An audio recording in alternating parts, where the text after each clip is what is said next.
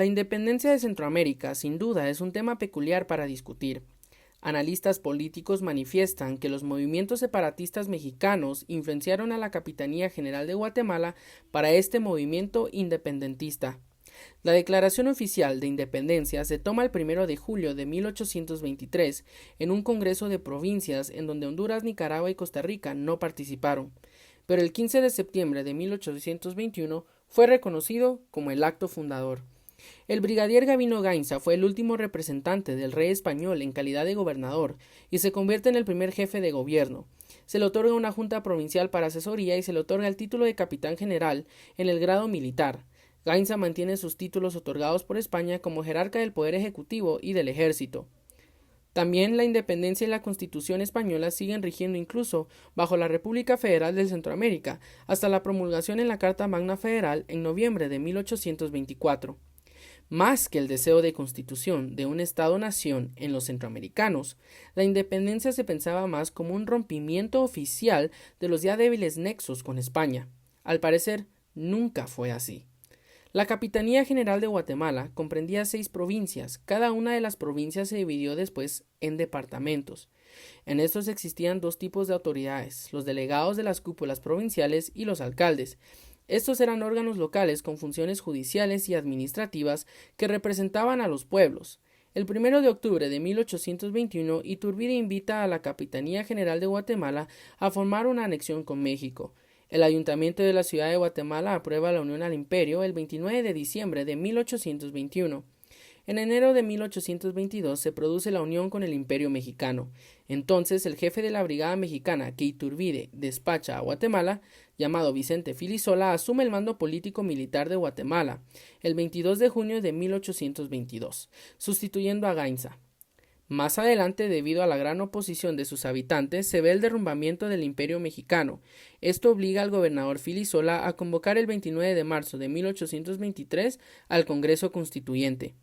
Se instaura el Congreso de Provincias el 24 de junio de 1823, el cual toma el nombre de Asamblea Nacional Constituyente. El derrocamiento de Iturbide provoca ciertos problemas en todo el territorio. La clase dirigente se divide en 2 grupos principales, los liberales que se oponían a Iturbide y los serviles, favorables al Imperio Mexicano. Así también los centroamericanos estaban cansados del centralismo, que era algo similar al autoritarismo. Por lo tanto, la Asamblea Constituyente aprobó el 30 de junio de 1823 que fue nula de hecho como de derecho, violenta y tiránica su anexión a México, y que jamás estos se unirán a otros si no es por medio de una federación o alianza. En consecuencia, esta asamblea declara que las Provincias Unidas de Centroamérica constituyen una nación libre e independiente, y en adelante este Congreso Supremo se llamará Asamblea Nacional Constituyente de las Provincias Unidas. Aún hasta este punto que se declara oficial la ruptura con España y México, la Asamblea mantiene cierto status quo al declarar la religión católica como la oficial y única del nuevo Estado. Se mantienen las divisiones político-administrativas heredadas de la colonia, simplemente modificadas parcialmente por la corta experiencia de Iturbide. Con la Constitución Federal de 22 de noviembre de 1824, las Provincias Unidas de Centroamérica adoptan el nombre de República Federal de Centroamérica. Esto no deja a un lado el caos, porque en la práctica no existe ninguna definición de las relaciones entre los gobiernos provinciales y el federal. Durante el tiempo de la República Federal se dio una división entre 2 grupos, ya mencionados, los liberales y los serviles, pero estos últimos también se dividen entre otros grupos, siendo uno de ellos los conservadores, que protegían su posición socioeconómica, ventajosa, heredada del tiempo de la colonia. Ya disuelta la República Federal, la división de Centroamérica en esos 5 estados va a mantenerse, y las autoridades de cada una luchando contra los municipios crean un centro único de poder, de ahí la forma centralista del gobierno que les caracteriza. La estructura municipal, la división de liberales y conservadores y la creación de los 5 estados es la herencia principal que deja la experiencia federal. La muerte de Francisco Morazán en 1842 marcó el fin de la República Federal Centroamericana. Los estados centrales del mismo realizaron varios intentos por restaurar el estado centroamericano, pero esto solo provocó guerras y disputas entre los estados. Entre 1860 y 1870 se realizaron intentos de unión militares entre los estados para mantener o quitar el poder a los caudillos. En 1870 inicia el periodo liberal. Los 5 países impulsaron la modernización económica y social mediante amplios programas de reforma inspirados en principios del liberalismo. Las reformas liberales en varios países centroamericanos presentaron una desigualdad social, un abismo entre el orden constitucional debido a la opresión, la violencia y la exclusión. No existían métodos establecidos para la participación de la población, es decir, la democracia nunca existió. Las elecciones, entre comillas, fueron fraudulentas y en consecuencia la guerra se constituyó como el medio para accesar al poder. Así pues, la reforma liberal fue un tema de gran importancia en todo el territorio centroamericano. Durante este tiempo se hizo un nuevo intento por confederarse, un ideal conocido como la República Mayor de Centroamérica, que fue promovida en 1895, en la cual participaron El Salvador, Honduras y Nicaragua. Incluso establecieron una constitución. En 1898 se transformó en una federación y adoptó el nombre de los Estados Unidos de Centroamérica, pero una revolución en El Salvador, al mando del general Tomás Regalado, separó a este país de la Unión y de este modo una vez más se puso fin a la iniciativa. En resumidas cuentas se establecieron diferentes partidos políticos, guerras a diestra y siniestra, lucha constante entre liberales y conservadores. Durante varias décadas hubo disputas tanto internamente como entre países. En 1921 se firma el Pacto de Unión de Centroamérica por 4 estados, Guatemala, El Salvador, Honduras y Costa Rica, cuyos gobiernos se comprometían a llevar a cabo la reconstrucción de la República Federal de Centroamérica mediante bases de justicia y de igualdad. Pero Costa Rica terminó por rechazar esta iniciativa. No obstante, el movimiento continuó. En ese mismo año, la República Federal Centroamericana colapsó como resultado del golpe de Estado que puso fin al gobierno de Carlos Herrera en Guatemala el 5 de diciembre. La década de los años 30 inaugura una época de dictaduras que se extiende hasta 1944. Durante ese periodo los sistemas políticos de los países centroamericanos, con excepción de Costa Rica, habían evolucionado hacia fuertes dictaduras que impedían dentro de sus fronteras la existencia de la oposición política.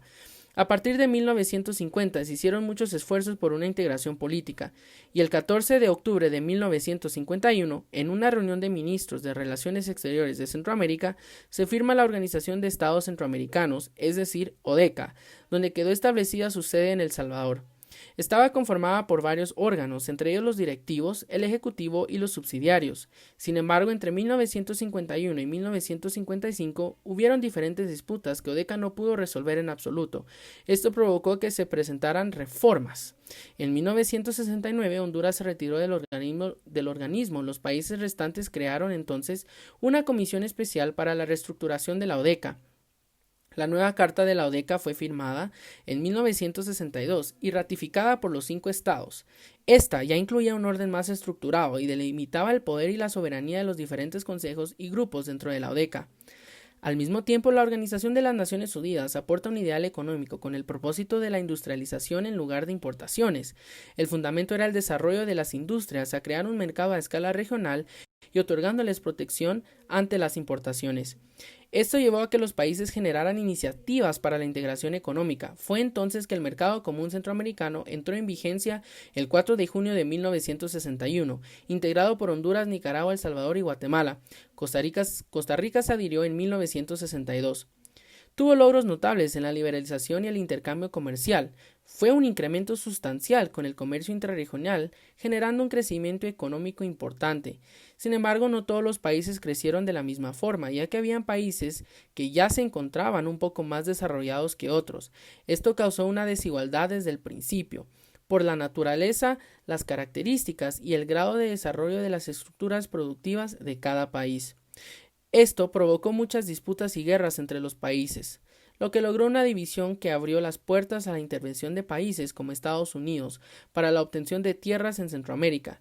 Esto desencadena nuevas iniciativas y leyes conocidas como reformas agrarias en todo el territorio centroamericano que buscaba distribuir las tierras y restringir la propiedad de la tierra solo a los propios centroamericanos, algo que la ODECA tampoco pudo solucionar. El mercado común, por otro lado, es la representación de una segunda intención o experiencia de integración centroamericana que ha perdurado por bastante tiempo. Los políticos marcan una diferencia entre una integración política y una de tipo económica. Una integración política supone la pérdida de soberanía, lo cual provoca desacuerdos, pero un mercado común es una posibilidad de poder acceder a un mayor crecimiento y bienestar económico. Esto permite la instalación del mercado común centroamericano. Sin embargo, a partir de 1980 se produce un fenómeno que en cierta medida marca un retorno a una situación similar a la ocurrida en los años 60, en la cual se debilita el mercado común centroamericano provocado por una crisis económica internacional entre 1974 y 1975. La integración económica centroamericana llama la atención de la inversión extranjera.